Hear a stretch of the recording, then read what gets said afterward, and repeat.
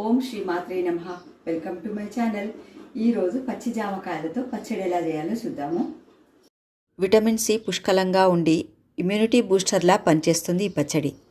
జామకాయ ముక్కల్ని కడిగి విత్తనాలు తీసేసి ముక్కలుగా కోసుకోవాలి.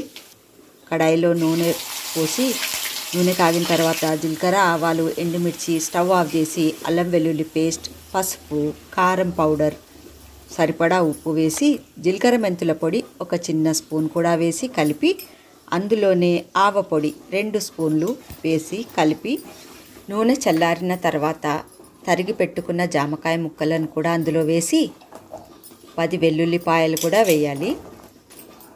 కలిపిన తర్వాత ఒక్క నిమ్మపండు రసం పిండాలి. ఇందులోనే పిండుకొని గాజు గ్లాసులో ఎత్తి పెట్టుకోవాలి.